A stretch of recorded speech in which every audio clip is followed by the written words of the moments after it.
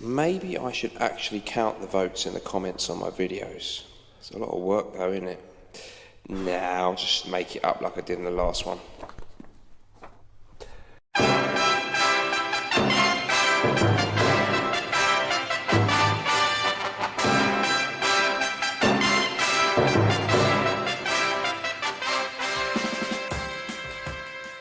Hello everyone, welcome to Mr. Smelly's Fragrance Reviews. So today it's going to be another league table update. Thanks so much to everyone who's been voting for their favourite fragrances. Please keep commenting what's your favourite fragrance and voting for it in the comments below, as we've had lots more votes coming in, and let's see how that's affected the league table. So I've got the results here.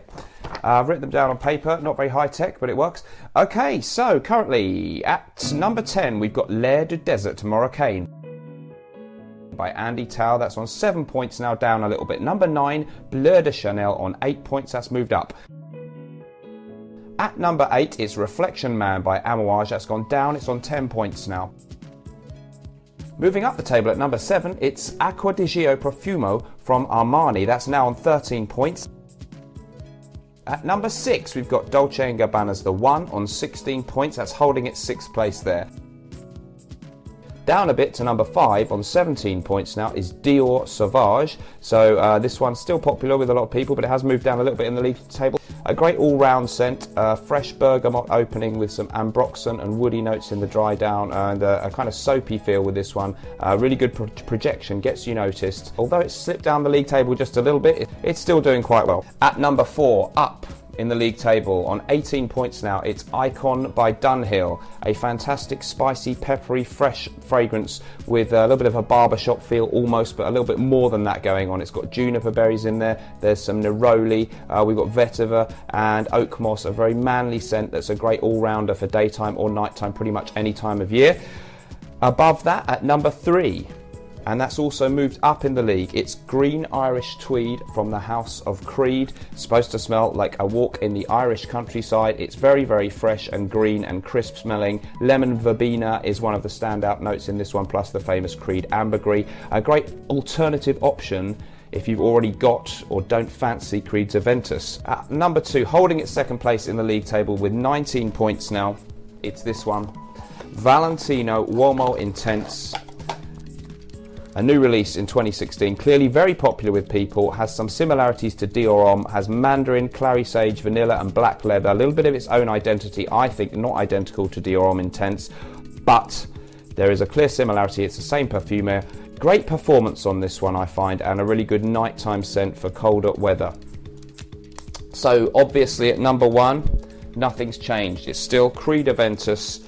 48 points that one's on now, so it's really getting a very commanding lead. So let me know what you think in the comments. Some people say they're really bored of it and don't like it, but it's obviously got a lot of love out there. So I won't say too much about Creed Aventus. Most of us know how it smells, but I am enjoying exploring a couple of alternatives here. It's Pineapple Vintage and Pineapple Vintage Noir from Parfums Vintage. These are supposedly high-end replicas of Creed's Aventus, unlike the slightly cheaper Middle Eastern made ones like Club de Nuit Intense The Man and La Venture by Al Haramain. These ones cost a bit more and are supposed to have a rather more natural set of ingredients, and indeed I've been rather impressed so far, so I'll be letting you know with a full review on these very, very soon. Let me know what you think about that. A few other ones that people might want to mention. You know, I feel like I suggested some in my first video on this subject. Don't feel you can only vote for those. Let's not forget things like Mont Blanc Individual, great all-round, nice sweet raspberry note, bit of fruitiness and a fresh linen feel in there. Great option. So if you like that one, it's a cheapie, but don't be shy about mentioning it. Midnight in Paris by Van Cleef & Arpels hasn't made any real dent in the votes yet, 1 or 2 here and there, but not really close to the top 10. Great scent. Still cheaply available. The EDT, in my opinion, is fine. You don't need to spend extra necessarily getting the EDP. So, you know, some of those you might want to let us know about, or anything else that you've been enjoying. I will be mentioning people's votes where they've said something positive about a fragrance that might not be likely to break the top 10. So I'll put a couple of those in at the end, and so your vote won't be wasted even if it's a less known fragrance. Are we surprised that Creed Aventus is doing so well, or is it pretty much what we expected? Please let us know. A quick look at that league table then. Creed Aventus way out in front at the top, but not much in it between Valentino Uomo Intense, Creed Green Irish Tweed, Dunhill Icon, Dior Sauvage and Dolce & Gabbana's The One. There are some others not too far out from making that top 10 either, things like Dior Homme Intense, Dior Homme Parfum. So let me know whatever you like whether it's an obvious one or a really obscure fragrance. They might get mentioned in the comments at the end. Speaking of which, here come some of those.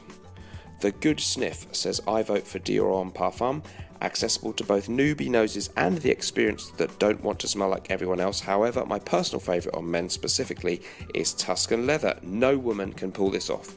This scent is breathtaking, powerful and unapologetically masculine. Definitely not to be worn as a signature scent though. Benjamin Jeffrey Mann says, I'd like to put in a vote for By Kilian's Back to Black. I never really understood the obsession with Aventus. I think it's just another boring freshie and the partner hates it. I think we are made for each other. And Vascular says, Creed Green Irish Tweed, and it's not even close for me. Nothing comes close to GIT compliments from women. So that was the league table for now. More videos coming very, very soon. Thanks for watching. Remember, whatever we're doing in life, let's project.